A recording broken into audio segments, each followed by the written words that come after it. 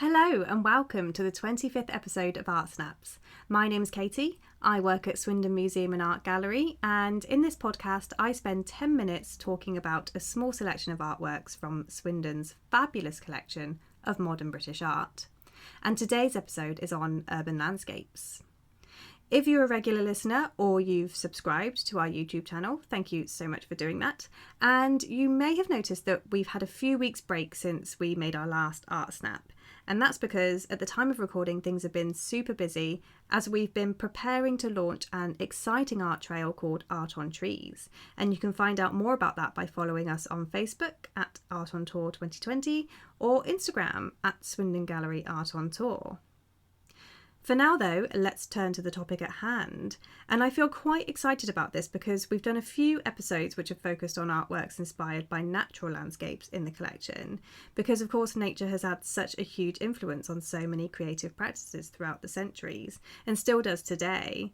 But it's also interesting to think about what influence the urban environment has had on art too, and why artists depict built and man-made landscapes as well.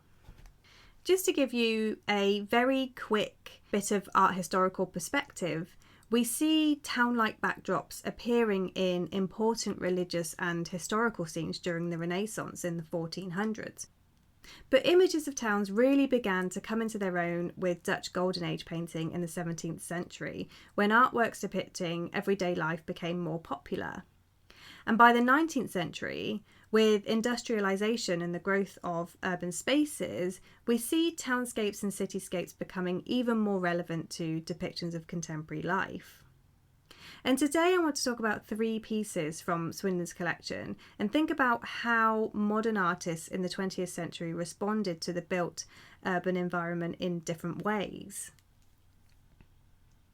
So let's begin with the piece on the screen by Lawrence Stephen Lowry, who was a great painter of industrial landscapes and working life, and he was mostly working from the 1920s through to the 1970s. Many of his scenes were influenced by Pendlebury in Manchester, which was where he lived, and this particular scene depicts a crowd of people watching a trade union march.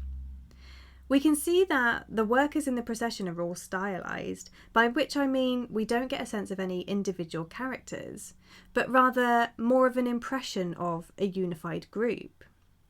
These reduced, simplified figures frequently populate Lowry's paintings and are often referred to as matchstick people. In Swindon's painting, they're proceeding down the street, with a banner risen to the left of the painting, and to the right they're disappearing beyond the picture frame. The background shows the mills of Manchester as they were back when the work was painted in 1929, and they're shown against a rather dull sky, with their chimneys emitting this quite kind of grim grey smoke. And we see the buildings and the marching figures through a kind of mist or haze. So Lowry provides a real sense of atmosphere here. He's not idealising in any way, and he's certainly not heroicising, but he's embracing the everyday working life and industrial landscape that surrounded him. If you've listened to Art Snaps before, you may have heard me talk about Lowry back in episode 3, in reference to another piece in the collection called Winter and Pendlebury.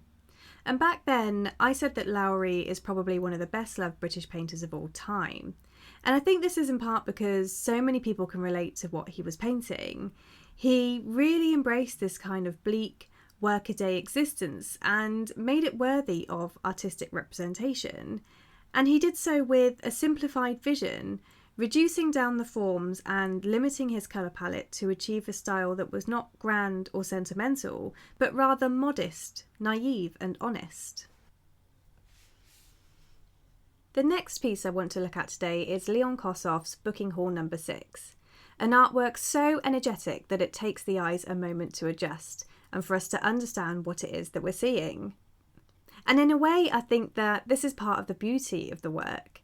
It's presented in the way we experience a busy interior space, where we're surrounded by such a lot of visual information that it's hard to focus on just one thing. So Kossoff has observed this and recreated that experience in charcoal.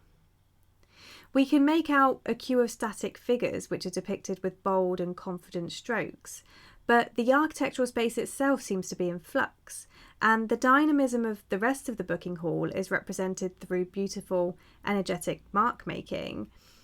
Though I should say that the flicks of paint on the surface were a happy accident on Kossoff's part. They seem to enhance the atmosphere in their suggestion of rapid movement and changing light, but they were actually applied unintentionally when the drawing was hung on his studio wall. Booking Hall No. 6 is a great example of an artwork infused with the essence of urban life by an artist who took London as a subject matter above anything else. His work demonstrates a great emotional relationship with the city because he mostly depicted places which reminded him of his childhood in London or became important and familiar to him as an adult. I think this comes through when we're looking at pieces like Booking Hall No. 6, which depicts Kilburn Underground Station, which was 5 minutes from his home in North London. The swift execution of the station's architecture implies a level of familiarity with the place, and indeed it was a subject which he depicted many times throughout the 70s and 80s, through paintings, prints and drawings which capture both the interior and exterior of the station's architecture, and the many people who pass through. I want to end today's Art Snap by discussing a local scene from Swindon's art collection, because talking about townscapes and urban spaces does give us a nice opportunity to look at paintings of Swindon and think about how it's changed over the years. Sadly, I don't know when this was painted, and I really don't have any information on the artist, Patricia Madden, but I was intrigued by the location that she's shown because it depicts the spot on the corner of Bath Road where Swindon Museum and Art Gallery currently resides. Now, if you've ever been to Swindon Museum and Art Gallery, you'll quickly realise that this is not it. We're based in Apsley House, a late Georgian residence built in the 1830s, with a 1960s extension which serves as the art gallery and offices. But this painting shows the Congregational Church which used to stand on the corner of Bath and Victoria Road until it was demolished in 1949 in order to widen the road. Behind that church you would have found Apsley House, which became the home of Swindon's museum collections in 1930. In fact, Madden's image depicts the distinctive tree in the house's driveway, which still stands outside the museum today. After the church came down, the extra space remained empty for a while until the extension for the gallery was added to Apsley House in 1963.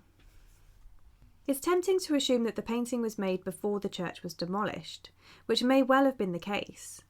But I've also looked at various black and white photographs of the church which detail the architecture reasonably well. So it could also be a reimagining of a previous, less populated and industrialised Swindon, which is based on a photograph. To be honest, I'm not sure which it is, but it's certainly interesting to ponder the fine line between painting as a useful artistic record and a subjective artistic vision of the past. That brings us to the end of today's Art Snap, but if you've enjoyed learning about some urban landscapes from Swindon's collection and you want to take a look at some more, we've been sharing loads on Instagram and Facebook at the time of recording, so do follow Art on Tour to check those out. And before I go, I'm going to round off by plugging Art on Trees again, which I mentioned briefly at the beginning of today's episode. Throughout October 2020, we'll be putting on an art trail inspired by Swindon's art collection within 4 of Swindon's fantastic green spaces. So if you're a person who loves art or nature or both, all the information is available via social media or on our website at www.swindonmuseumandartgallery.org.uk/artontour. That's me done. Thank you for listening. Stay safe, take care, and bye for now.